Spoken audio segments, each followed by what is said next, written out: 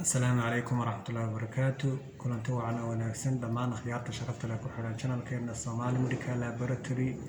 ميل كستا جوجتا وحين كسلامنا صلاة إسلامك. السلام عليكم ورحمة الله وبركاته. soo dhawaada mar koowaad iyo mar labaadba maanta waxaynu insha Allah wax yar ka tilmaami doonaa qaybo sidaad horeba nooga barateen kamid ah shaybaarka clip yar insha Allah aanu ku eegi doono qayb kamid ah shaybaarka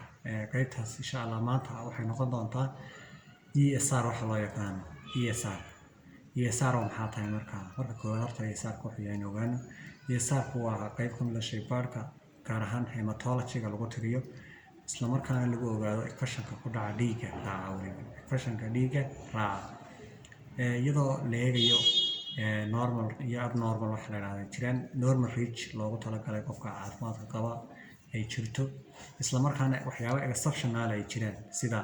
in laga reebo oo kale sida hooyada uur kale oo kale maxay toolay ciyaalka yar oo kale dadka aadka u dada waaweyn loo kale dadka xanuunada gaarka ah kala qaba waxyaabahaas ay ka gedisan yihiin waayo mar walba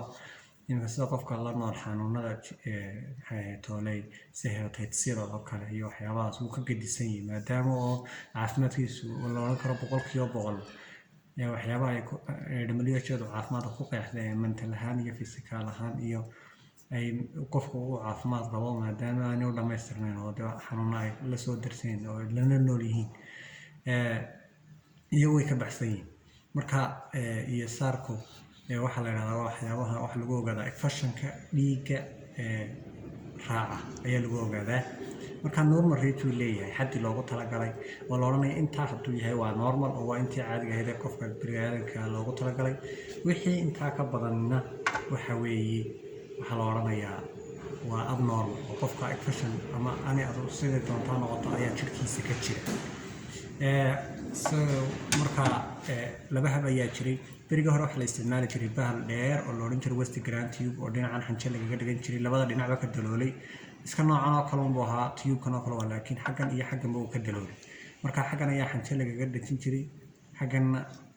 ayaa laga soo nuugi jiray marka hore isagoo furan ayaa dhinacan oo kale waxa laga qabanayay shiliisha oo kale ama dhiigga xaggan laga shubay marka xaddi buu lahaa nambarna uu lahaa meel ayaa la istaajinayay la isla garanayo nambara kadib xaggan xanjal laga dhigin jiray meel ayaa saa loo taagi jiray 1 hour baa loo qaban jiray marka 1 hour ka inta uu dhiigu dego dhiigna xagga fadhiisto qaybta cadna xagga soo martay biyaha ayaa la eegi jiray sida caadiga normal ahaan qofka caafimaadka qaba badanka waxay dhahdaan 25 millimeter per hour qofka normalka 15 ilaa 20 millimeter per hour waa inuu dhiiggiisu dego intaa wixii ka badan wuxuu baa jira bay dhahdaan 5 noqon karaa 10 noqon karaa 15 noqon karaa hadduu ugu bato laakiin waa inuu 20 noqdo 20 wixii ka badan 25 30 boqol waa wixii ka reeban inta imka sida hooyada uur kale oo kale waxyaabaha carruurta yar yar oo kale waxyaabo gaar ah ayaa jira marka iyo dadka xanuunada la nool kuwaas way ka hooseyn karaan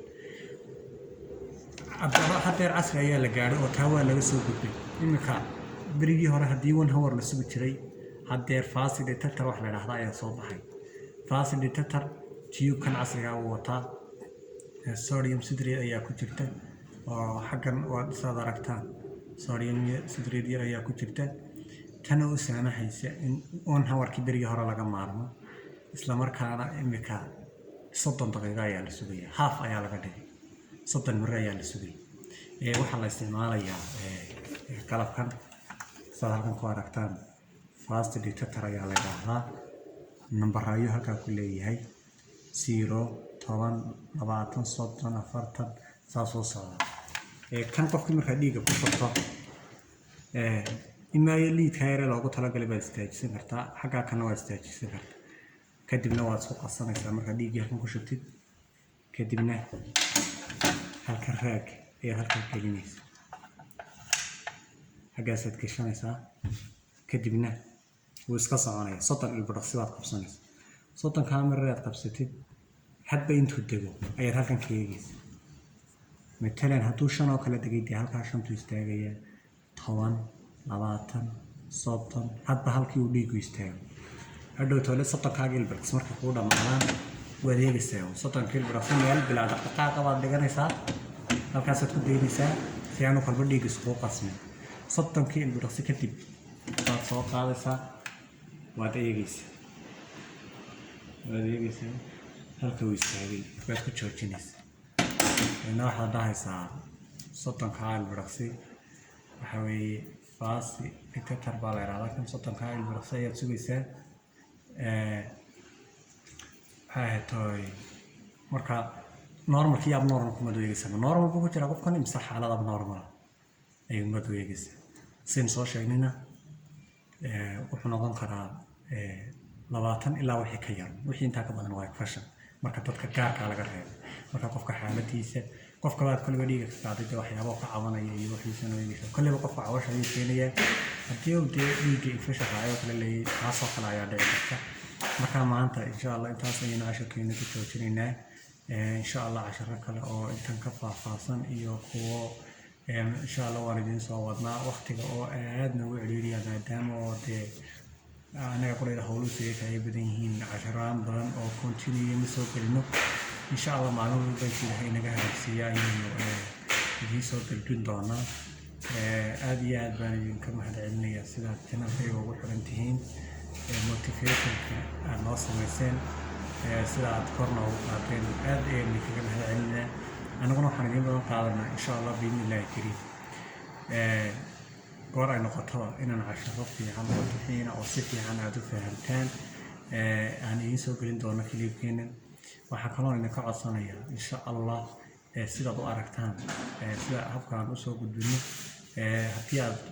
maxay tahay wax mistake ay dhacaan amaba aad wax lagu kordhinsaan inaydaan nagala boqon noo soo gudbisaan aad baan idin salaamayaa. Assalaamu calaykum warahmatullaahi wabarakaatuh.